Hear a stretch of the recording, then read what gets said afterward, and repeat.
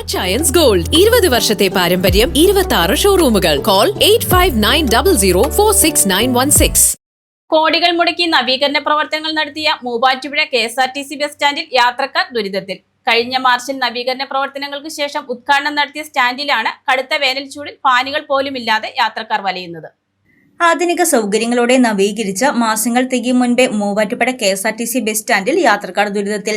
4.25 കോടി രൂപ ചെലവിട്ട് നവീകരണ പ്രവർത്തനങ്ങൾ പൂർത്തിയാക്കി കഴിഞ്ഞ മാർച്ചിൽ ഉദ്ഘാടനം ചെയ്ത സ്റ്റാൻഡിലാണ് കടുത്ത വേനൽ ചൂടിൽ ഫാനുകൾ പോലുമില്ലാതെ യാത്രക്കാർ വലയുന്നത്.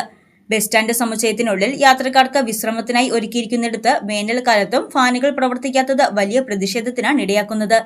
4 സീലിംഗ് ഫാനുകളാണ് യാത്രക്കാർക്കായി KSRTC ബസ് സ്റ്റാൻഡ് സമുച്ചയത്തിൽ ഒരുക്കിയിരിക്കുന്നത്. എന്നാൽ ഇവയിൽ ഒരെണ്ണം മാത്രമാണ് നിലവിൽ പ്രവർത്തിക്കുന്നത്. മറ്റ് 2 ഫാനുകൾ ബ്ലേഡുകൾ പോലുമില്ലാതെ മോട്ടോർ മാത്രമുള്ള അവസ്ഥയിലാണ്.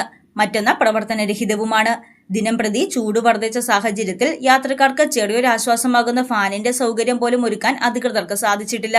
മാത്യു കുഴൽനാടൻ MLA ആസ്തി വികസന ഫണ്ട് ഉപയോഗിച്ച് അത്യാധുനിക രീതിയിൽ ക്ലോക്ക് ടവർ ഉൾപ്പെടെ നിർമ്മിച്ച് നഗരത്തിന്റെ മുഖച്ഛായ മാറ്റിയെന്ന് അവകാശപ്പെടുമ്പോഴും അടിസ്ഥാന സൗകര്യങ്ങളുടെ കാര്യത്തിൽ അധികൃതർ കാട്ടുന്ന അനാസ്ഥ വലിയ പ്രതിഷേധത്തിന് ഇടയാക്കുകയാണ്.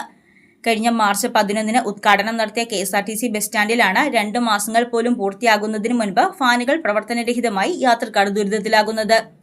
ദീർഘദൂര യാത്രക്കാരടക്കം നിരവധി യാത്രക്കാരെത്തുന്ന മൂവാറ്റുപുഴ KSRTC ബസ് സ്റ്റാൻഡിലാണ് ആവശ്യത്തിന് ഫാൻ സൗകര്യങ്ങൾ പോലും തയ്യാറാക്കാതെ അധികൃതർ അനാസ്ഥ തുടരുന്നത്. 40 ഡിഗ്രിയോട് അടുത്ത് വരെ ചൂട് ഉയർന്ന പ്രദേശത്ത് യാത്രക്കാർക്കായി ഫാൻ സൗകര്യം പോലും ഒരുക്കാത്തത് വലിയ പ്രതിഷേധത്തിനാണ് ഇടയാക്കുന്നത്. News desk Muvattupuzha news. കുറഞ്ഞ ചെലവിൽ അത്യാധുനിക ആരോഗ്യ പരിരക്ഷ. MCS hospital. We take care of your health.